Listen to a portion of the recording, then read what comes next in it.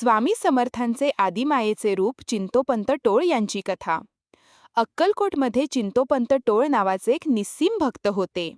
ते अक्कलकोट संस्थानात एक अधिकारी म्हणजे मामलेदार किंवा तत्सम उच्च पदावर होते. ते स्वामींची सेवा करत असत, पण त्यांचे कुलदैवत कोल्हापूरची अंबाबाई होते.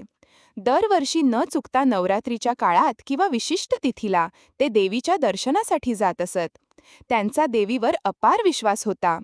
एकदा देवीच्या दर्शनाला जाण्याची वेळ जवळ आली. चिंतोपंत टोळ यांनी प्रवासाची तयारी केली. निघण्यापूर्वी स्वामींची आज्ञा आणि आशीर्वाद घ्यावेत म्हणून ते स्वामींकडे आले. स्वामी त्यावेळी आपल्या नेहमीच्या बैठकीवर बसले होते. चिंतोपंतांनी स्वामींना नमस्कार केला आणि म्हणाले, महाराज, मी दरवर्षीप्रमाणे देवीच्या दर्शनाला जात आहे, मला आज्ञा द्यावी. स्वामींनी त्यांच्याकडे पाहिले आणि रागात किंवा अधिकारवाणीने म्हणाले, अरे, कुठे जातोस? ती देवी तर इथेच आहे. जे तिथे आहे तेच इथे आहे. तुला कुठेही जाण्याची गरज नाही. चिंतोपंत गोंधळले. त्यांची देवीवर नितांत श्रद्धा होती.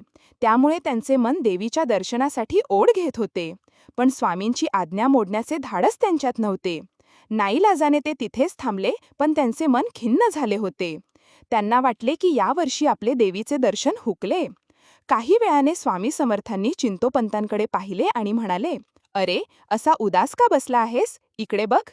चिंतोपंतांनी मान वर करून स्वामींकडे पाहिले आणि त्यांच्या डोळ्यांवर विश्वासच बसेना. त्यांना समोर स्वामी समर्थ दिसले नाहीत, तर साक्षात आदिमाया अंबाबाई दिसत होती. त्यांनी पाहिले की स्वामींच्या जागी साक्षात देवी अष्टभुजा रूपात उभी आहे. तिच्या अंगावर हिरवी साडी, चोळी आणि सुवर्ण अलंकार आहेत. भाळावर मोठे कुंकू आहे आणि चेहऱ्यावर आईसारखे वात्सल्य आहे. ती प्रसन्न हास्य करत आहे. हे दृश्य पाहून चिंतोपंतांच्या डोळ्यांतून आनंदाश्रू वाहू लागले. त्यांची काया रोमांचित झाली. त्यांनी साष्टांग नमस्कार घातला. काही क्षणांनी जेव्हा त्यांनी पुन्हा वर पाहिले, तेव्हा तिथे पुन्हा स्वामी समर्थ आपल्या नेहमीच्या रूपात बसले होते आणि गालातल्या गालात हसत होते. स्वामींनी विचारले, काय रे, झाले का देवीचे दर्शन? आता तरी समजले का की मी आणि ती आदिमाया वेगळे नाही आहोत? चिंतोपंतांना उमजले की स्वामी समर्थ हेच सर्व देवी देवतांचे मूळ आहेत. त्यांना सोडून दुसरीकडे देव शोधण्याची गरज नाही. त्या दिवसापासून त्यांची स्वामींवरील श्रद्धा अधिक दृढ झाली. तुम्हाला ही कथा आवडली असेल तर व्हिडिओला नक्की लाईक करा, शेअर करा आणि अशाच माहितींसाठी आपल्या भक्तिविजय चॅनलला सबस्क्राईब करायला विसरू नका. भेटूया पुढच्या व्हिडिओमध्ये.